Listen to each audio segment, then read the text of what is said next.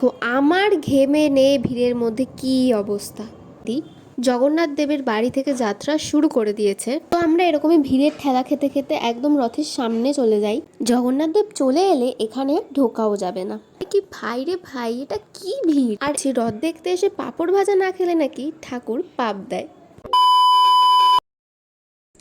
Hello everyone, আমি Barnali and big welcome to my channel.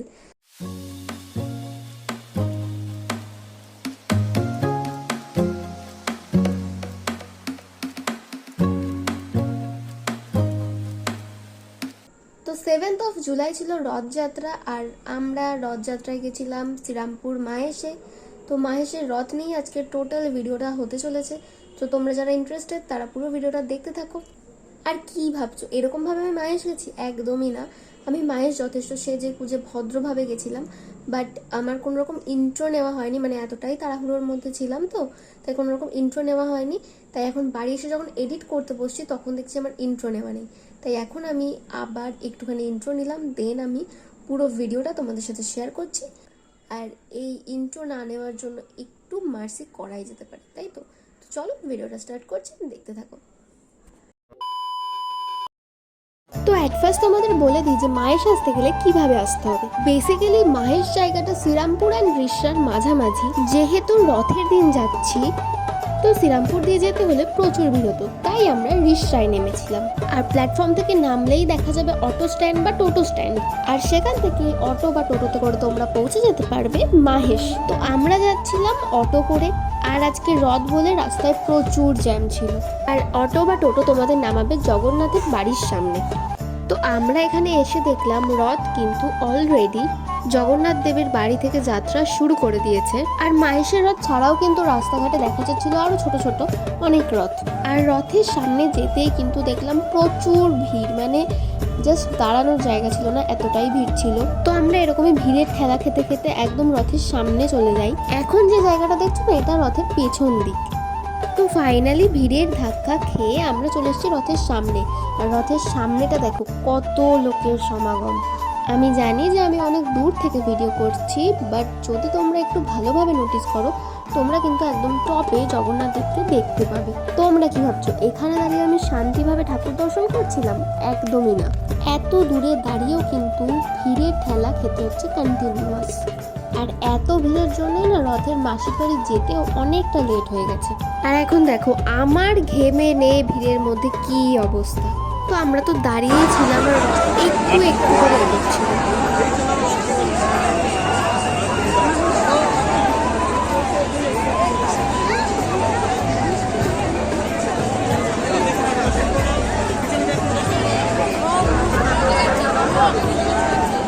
তো আমরা আর কতক্ষণ দাঁড়াবো, তাই আর বেশিক্ষণ না দাঁড়িয়ে রথের দড়িটা একটুখানি টেনে ওখান থেকে বেরিয়ে গেলাম।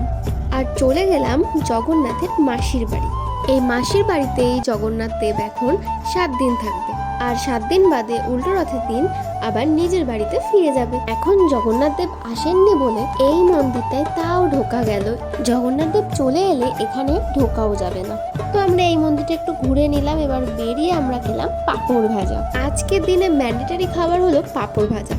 আর শুনেছি রথ দেখতে এসে পাঁপড় ভাজা না খেলে নাকি ঠাকুর পাপ দেয়।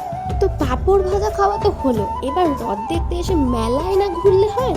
তো এইবার চলে গেলাম আমরা মেলাতে। আর মেলায় ঢুকে দেখি ভাই রে ভাই, এটা কি ভিড়! আর এত ভিড় থাকার জন্য না প্রচন্ড গরমও লাগছিল, আর তাই জন্য মেলাটা ঘুরতেও ইচ্ছা করছিল না। আর ভিড়ের জন্য কোনো দোকানে দাঁড়ানোর জায়গাও ছিল না। যদিও অ্যাক্সেসরিজের দোকানগুলো আমাকে টানছিল, স্টিল নিজেকে কন্ট্রোল করে ওখান থেকে বেরিয়ে চলে গেলাম ফুড স্টলে, কারণ খুব খিদে পেয়ে গেছিল। আর গরমে ভেবেছিলাম হালকাই কিছু খাবো, তাই এখান থেকে খেলাম পাপড়ি চাট। তো আমাদের মেলা ঘুরতে ঘুরতে রথ মাসির বাড়ি পৌঁছে গেছে, তাই এখন আমরা চলে এলাম জগন্নাথের বাড়ি। তো এটাই যেহেতু মেন মন্দির, তো মন্দিরটা বেশ সুন্দর করে সাজানো ছিল। আর এখানে একটা জায়গায় খিচুড়ি ভোগও দিচ্ছিল, তো আমরা সবাই মিলে একটু খিচুড়ি ভোগ নিলাম। ও ভোগের ক্লিপটা আর নেওয়া হয়নি। যাই হোক, জগন্নাথ দেব নিজের বাড়িতে নেই ঠিকই, বাট তাও কিন্তু এখানে বেশ ভালোই ভিড় আছে। আর এটা কি ঠাকুর বলতো? এটা নীলমাধব ঠাকুর।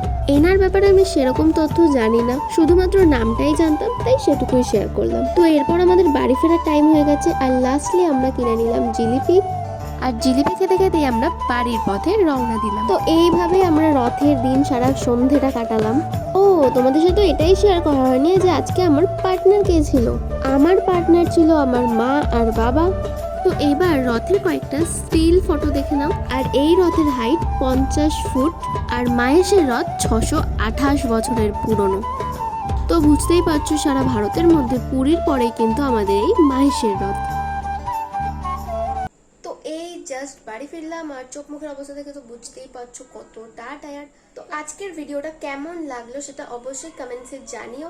আর যদি ভালো লাগে থাকে তাহলে অবশ্যই একটা লাইক করে দিও। আর চ্যানেলে নতুন হলে চ্যানেলটা প্লিজ সাবস্ক্রাইব করে দিও আর পাশে থাকা বেল আইকনটা অল করে দিও। তো চলো আজকের মতো টাটা, দেখা হচ্ছে আবার নতুন কোনো ভিডিওতে। ততক্ষণ সবাই খুব ভালো থেকো, সুস্থ থেকো, বাই।